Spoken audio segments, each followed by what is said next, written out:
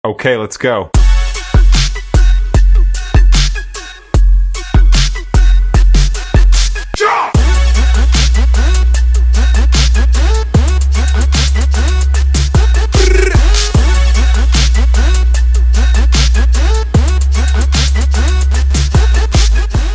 Hey guys, Uncle Chris here. Andito tayo ngayon ulit sa Alder Residences. And this time, nandito tayo sa newly finished Sylvan Building.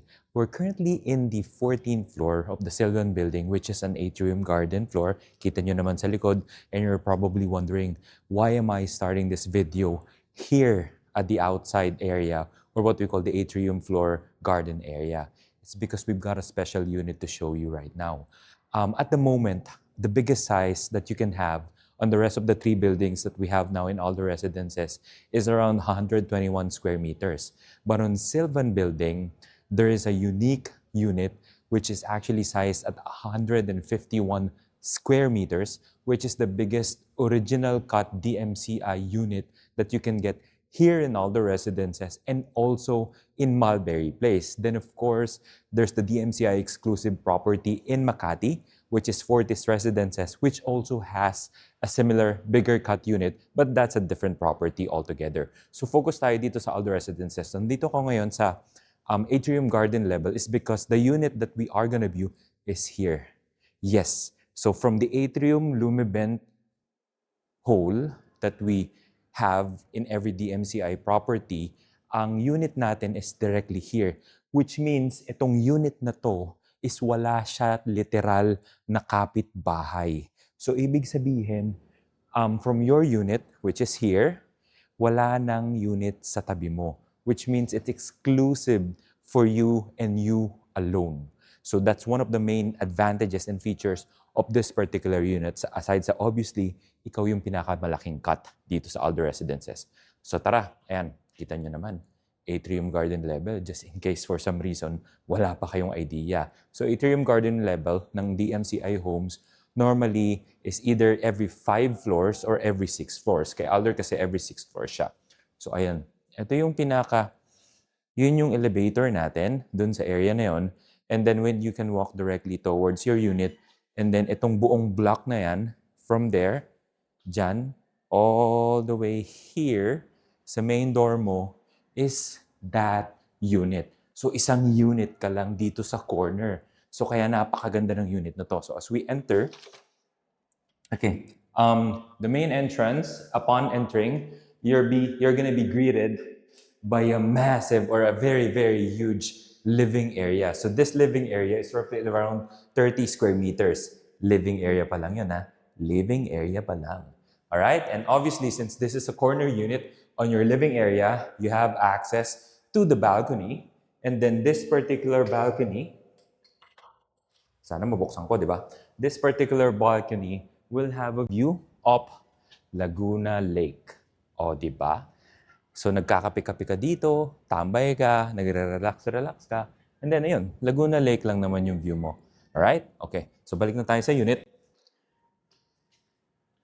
So, as you enter the unit, again, so dito tayo sa living area. And then, pagpasok mo ng living area, so on the left side, here, this is actually your kitchen. So, it's separated and hindi siya nakahalo sa living area mo. So, the kitchen is roughly around 14 square meters in total. So, yan. As in, napakalaki ng kitchen mo. So, it's a typical kitchen that you would see only on a landed or a house and lot property with enough storage, enough cabinets, and enough counter space for all the cooking that you want to do.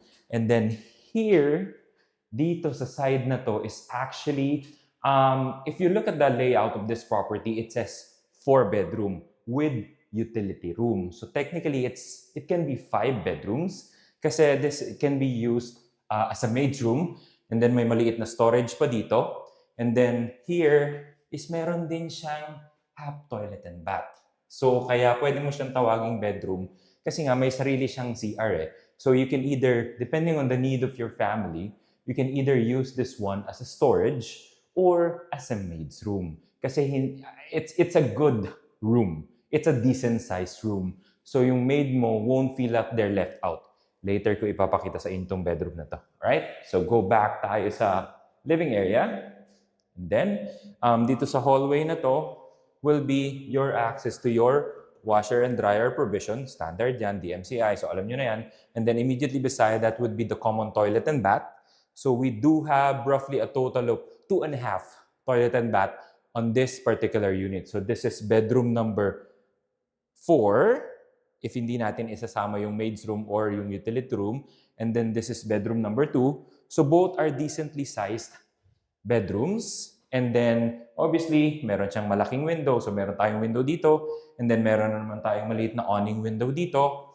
And then here is you also have another awning window. So these are very decently sized bedrooms that you and your family can use. So, and then, this is actually bedroom number 2. Kasi yung bedroom number 1, I'll use that for the master bedroom.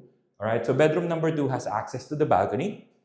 So, ito yung balcony number 2 dito sa unit na to. Alright, so medyo madami-dami tayong balcony dito sa unit na to, which makes it even better kasi nga corner unit siya. So, this one, sa balcony na to, ang main view naman natin for this particular balcony is amenity view. Alright? So from your bedroom, going to your balcony, you have direct view sa balcony mo. So this, again, just to read, we're on the 14th floor.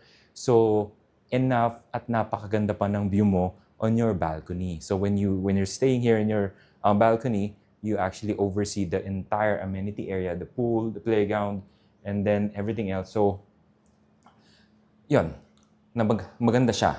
Oh, di ba? Wala na ako nasabi. Basta, maganda siya. Kita nyo naman, di ba? So, kailangan ko pa bang magsabi ng other words to describe it? Anyway, we're gonna walk the hallway again, and then I'm gonna show you the master bedroom, which is, on this current layout, it's actually accessible from living area, going from the entry to the kitchen, and then on the right side, this is the entry to your master bedroom. So, the master bedroom, this is just the bedroom area for this particular. Kasi, let me just quickly browse through the floor plan for this one. The master bedroom, or bedroom number 1 here, is also 30 square meters in size. So you're probably wondering, 30 square meters na ba yan? Kasi, kalahati lang to. So this is roughly around 15 square meters. And then, this is the provision for a walk-in closet lang. Walk-in closet lang. Alright? So you have here, bedroom, and then you have here, walk-in closet. So kung makikita nyo, this is drywall. So it really depends on your need. If you need such a huge walk-in closet, or if not, you can always modify this one. Put down this drywall and then make it into an even bigger bedroom area, and then provision something that would be like a walk-through closet. And then dun sa walk-through closet niya, yun, pwede niyo siya, kasi nakadikit siya sa ensuite ng master bedroom natin.